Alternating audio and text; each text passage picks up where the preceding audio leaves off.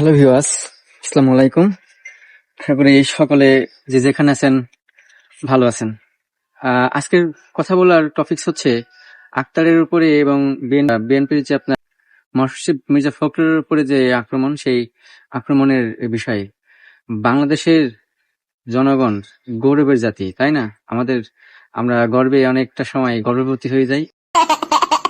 আমরা খুব সুশৃঙ্খল, আসলে কি সুশৃঙ্খল না? আমাদের বাঙালি জাতি, বাংলাদেশের অধিবাসীরা যে যেখানে আছে সেখানেই কিন্তু আমরা আমাদের সুনাম অক্ষুণ্ণ রাখি। অক্ষুণ্ণ রাখি বলতে কি, আমরা আমাদের সুখ্যাতি দুর্নামের মধ্য দিয়ে অর্জন করি, যেমনটা গতকাল ঠিক আমেরিকাতে ঘটেছে।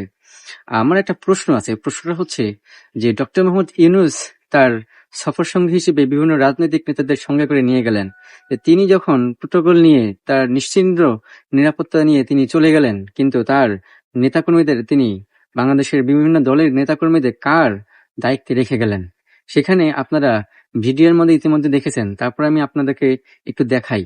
এই যে এনসিপির যারা, এই যে মির্জা ফখরুল, এই যে চুদলিং পং, এই যে আড়াইছে। নিশ্চয় দেখেছেন, তারা প্রথম থেকেই সকলে মানে ওত পেতে ছিল কখন এই নেতাকর্মীগুলো বের হবে, অর্থাৎ তারা পূর্ব পরিকল্পিত ছিল কাদের উপর তারা ডিম মারবে।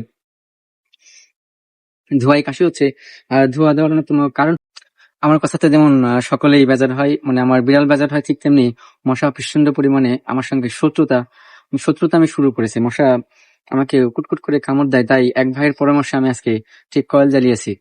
আর কয়েলের কারণে আজকে মশা আমার আশপাশে খুব একটা ঘুরতেছে না, আর দূর দূরান্ত থেকে সে শস্য শব্দ করে চলে যাচ্ছে। যাই হোক, আমি যেটা বলছিলাম, আমি কি যেন বলছিলাম, ও এই যে তারা টার্গেট করেছিল কাদের উপর আক্রমণ করবে আর কাদের উপর করবে না। ঠিক যেমনটা দেখবেন আপনার এনসিপি যে নেত্রী ডক্টর তাসনিম জারা, তাকে তারা অকথ্য ভাষায় গালিগালাজ করেছে। এই অকথ্য ভাষা গালিগালাজকে আপনার নিজ মুখে নিজের কানে আপনারা শুনে নেন। নিশ্চয় আপনারা শুনেছেন। এই গালিগালাজগুলো সাধারণত কোন শ্রেণীর মানুষ দিতে পারে?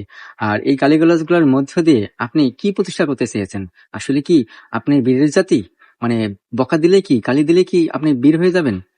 ঠিক তেমনি আক্তারকে যখন মেরেছে, আপনি আক্তারের গায়ে দেখেন ডিম মেরেছে। আচ্ছা ভাই, ডিম মারবি মার, ভালো ডিম মার, পচা ডিম কেন মারতে হবে? তারা ডিম আক্তারের গায়ে ডিম নিক্ষেপ হয়েছে। আক্তার রাজাকারের এই ডিম মারার পরে তারা বন উল্লাস করেছে। আপনারা কি, যারা আমার এই কথা শুনতেছেন, তাদের উদ্দেশ্যে বলি, আপনারা কি ভেবেছেন এই ঘটনা কি বাংলাদেশে অনুমেয় ছিল না? আমার মতো একজন ছোট পাবলিক, ক্ষুদ্র পাবলিক আগে থেকেই বুঝতে পেরেছে যে ওখানে এই নিউ ইয়র্কে গেলে একটা যে কোনো ধরনের বিশৃঙ্খলা তৈরি করতে পারে। বাংলাদেশের মতো একটি বর্তমান যেই অন্তর্বর্তীকালীন সরকার রয়েছে, সেই অন্তর্বর্তীকালীন সরকারের সময়ে গণ অধিকার পরিষদের যে নেতা নুরুল হক নুরুর উপরে প্রশাসন যেভাবে হামলা চালিয়েছে, সেখানে একটা ভিন দেশে যাবেন, বিদেশে যে আপনাদেরকে আওয়ামী লীগের দোসররা হামলা করবে না, তার নিশ্চয়তা কোথায়? আর এই দোসরদেরই বাঁচানোর জন্য বাংলাদেশের বিভিন্ন রাজনৈতিক দলরা বিভিন্ন রকমের বাণিজ্য করছে। আপনারা হয়তোবা জানেন, বুঝতে পারছেন কিনা জানি না, অনেকে পকেট বাণিজ্য করছে, নিজের পকেটটাকে ভারী করতেছে। ভাই, এগুলো দেখলে আমাদের না হাসি পায়, আর মাঝে মাঝে একটু হাত তেলে দিতে ইচ্ছা হয়। আর বড় জোর আমরা কি করতে পারি, আমাদের পশ্চাৎ দেশে একটু চুলকাতে পারি, তাছাড়া আমাদের কোনো আসা যায় না। আপনারা রাজনীতি করেন, আপনারা এখন পর্যন্ত নির্দিষ্ট কোনো বিষয়ে ঐক্যমত পোষণ করতে পারলেন না। আপনারা রাজনীতি করেন, আপনারা এখনো সংস্কার বিষয়ে একমত হতে পারলেন না। আপনারা রাজনীতি করেন, আপনাদের মধ্যে এত বিভেদ, তাহলে আপনাদের উপরে হামলা করবে না, সাধারণ মানুষের উপরে হামলা করবে? সাধারণ মানুষ নাকে তেল দিয়ে ঘুমাবে। আওয়ামী লীগের আমলে নাকে তেল দিয়ে ঘুমিয়েছে, সামনে যে সরকার আসবে তার আমলে নাকে তেল দিয়ে ঘুমাবে। বিপদ যত হবে আপনাদের মতো রাজনীতিবিদদের। কথাটা মনে রাখুন। ধন্যবাদ।